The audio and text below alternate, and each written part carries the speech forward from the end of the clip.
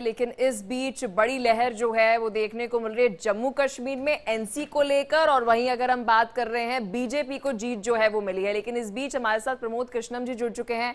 Sir बहुत शुक्रिया अपना कीमती समय देने के लिए। सर क्या कहना चाहेंगे, बीजेपी की जीत हरियाणा में जिसकी उम्मीद कहा जा रहा है कि एग्जिट पोल्स में भी नहीं थी, तो वहीं दूसरी ओर जम्मू कश्मीर में एनसी की सरकार बनने जा रही है और कांग्रेस की सरकार बनने जा रही है।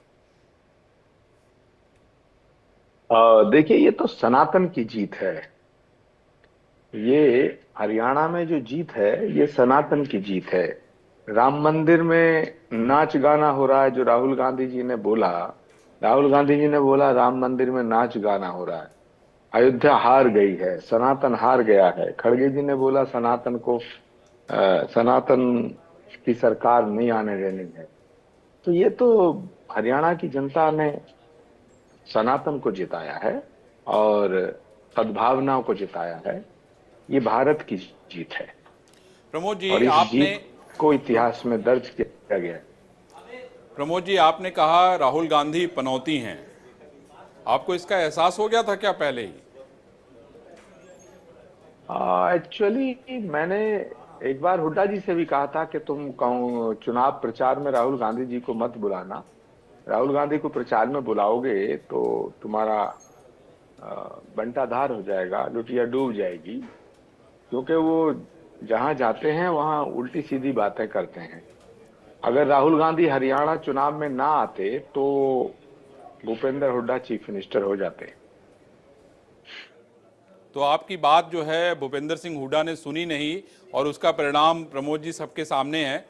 आपको लगता नहीं है कि राहुल गांधी जहां भी जाते हैं, आप देखिए अगर हम राजस्थान की बात करें, राजस्थान में उन्होंने 2 गुट खड़े कर दिए। हम छत्तीसगढ़ की बात करें, वहां पे भी उन्होंने 2 गुट खड़ी कर दिए, टीएस सिंहदेव और भूपेश बघेल को। राजस्थान में मैं अशोक गहलोत और सचिन पायलट की बात कर रहा था। आप मध्य प्रदेश चले जाइए, वहां पे भी उन्होंने 2 गुट खड़े कर दिए, कमलनाथ, उसके अलावा दिग्विजय सिंह और दूसरे कई लोग। सवाल ये उठता है प्रमोद जी कि आखिर ऐसा ही करना था। यहाँ पे भी देखिए 2 गुट हो गए, यहाँ पे सैलजा और हुड्डा का गुट हो गया। और आपने जो असेसमेंट किया कि राहुल गांधी अगर नहीं जाते तो शायद चीजें बेहतर होती, तो आप क्या इन सारी चीजों से कनेक्ट करके देख रहे हैं क्या?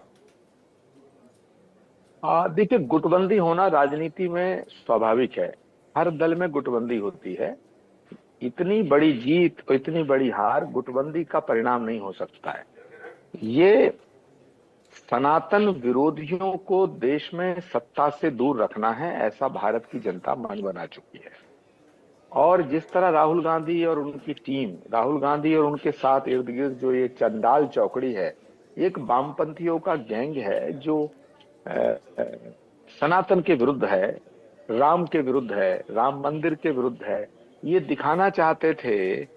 जो बीजेपी को 2024 का जो चुनाव हुआ उसमें सीटें कुछ कम आई, तो ये दिखाना चाहते थे, एक नैरेटिव बना रहे थे कि देखिए सनातन हार गया, हिंदुत्व हार गया, भारत हार गया, अयोध्या हार गई।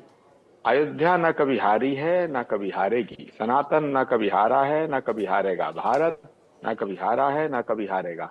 ये नैरेटिव बनाया जा रहा था। और इसीलिए जब हरियाणा में राहुल गांधी आए, तो उन्होंने क्या बोला? उन्होंने कहा कि अयोध्या में राम मंदिर की जब प्राण प्रतिष्ठा हो रही थी, झूठ बोला। प्राण प्रतिष्ठा में नाच गाना हो रहा था, वहां कोई गरीब आदमी नहीं था, झूठ बोला। वहां कोई मजदूर नहीं था, झूठ बोला। राहुल गांधी में दृष्टि दोष हो गया है। इन्हें अयोध्या में भगवान के मंदिर के प्राण प्रतिष्ठा समारोह में शबरी नाचती हुई नहीं दिखी, निषाद राज नाचते हुए नहीं दिखे, हनुमान जी नाचते हुए नहीं दिखे, जामवंत नाचते हुए नहीं दिखे, बंदर भालू नाचते हुए नहीं दिखे, संत महात्मा नाचते हुए नहीं दिखे, पूरा भारत नाचता हुआ नहीं दिखा। इन्हें क्या दिखा? ऐश्वर्या राय नाच रही थी, जबकि सच बात यह ऐश्वर्या राय बेचारी गई नहीं थी। प्रश्न ये पैदा होता है कि इन्हें दृष्टि दोष है और ये कांग्रेस की सबसे बड़ी पनौती बन गए। अब कांग्रेस पार्टी के नेताओं को ये फैसला लेना है कि इनसे कब पीछा छुड़ाएं।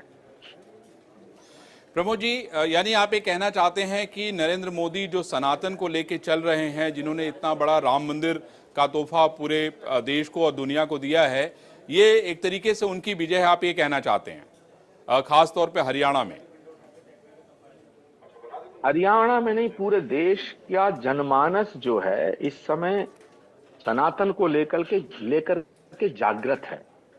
और अरविंद जी, जब सनातन जागृत होता है तभी भारत का उत्थान होता है, क्योंकि भारत और सनातन को अलग करके नहीं देखा जा सकता। वर्तमान में जो कांग्रेस पार्टी है और इसकी जो लीडरशिप है, वो भारत और सनातन दोनों के विरोधी है। उसी का ये परिणाम है। वो तो भूपेंद्र हुड्डा जी का जो नेतृत्व था वहां, वो बहुत सशक्त नेतृत्व है। वो ना होता तो इनकी एक सीट भी नहीं आती। पूरी हरियाणा सनातन के पक्ष में वोट करता।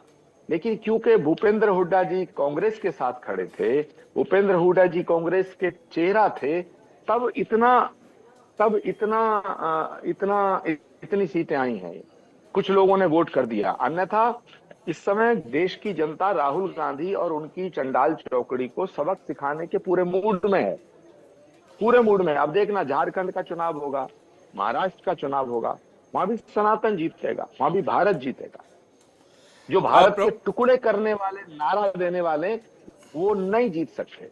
यानी आप ये कहना चाहते हैं कि ये टुकड़े टुकड़े गैंग करने वाले लोगों की हार है?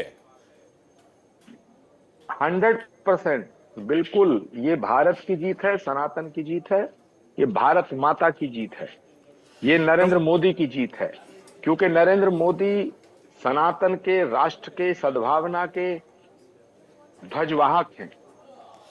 प्रमोद जी, एक और बड़ी खबर ये मैं आपको बताना चाहता हूं कि जम्मू कश्मीर में भी, जम्मू रीजन में भारतीय जनता पार्टी ने शानदार प्रदर्शन किया है, लेकिन घाटी में उस तरह का प्रदर्शन अपेक्षाकृत नहीं दिखाई पड़ा है। इसको आप किस तरह से देखते हैं?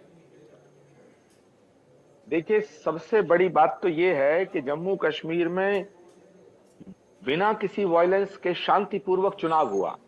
ये नरेंद्र मोदी जी की जीत है, ये भारत की सरकार की जीत है, ये भारत की विजय है, गृह मंत्री अमित शाह जी की जीत है। तो जम्मू कश्मीर में लोकतंत्र बहाल हुआ। 317 हटने के बाद जो लोकतंत्र बहाल हुआ है, उसका पहला चुनाव है। दूसरा सवाल है कि भारतीय जनता पार्टी की सीटें वहां जितनी थी उससे बढ़ के आई हैं। तो नरेंद्र मोदी जी के फैसले पर 370 को हटाने का जो फैसला था, उस पर जम्मू कश्मीर की जनता ने मोहर लगाई है। अब तीसरा पॉइंट ये आता है कि कश्मीर रीजन के अंदर भारतीय जनता पार्टी को उतनी सफलता नहीं मिली है, क्योंकि वो मैक्सिमम जो वोटर है वो मुस्लिम वोटर है।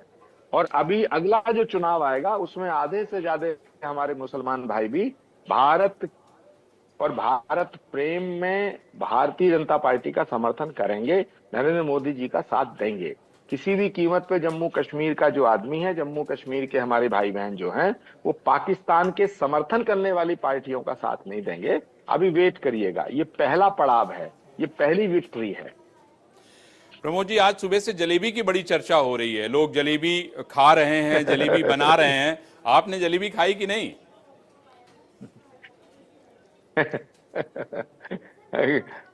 कांग्रेस का जलेवा बन गया हरियाणा में।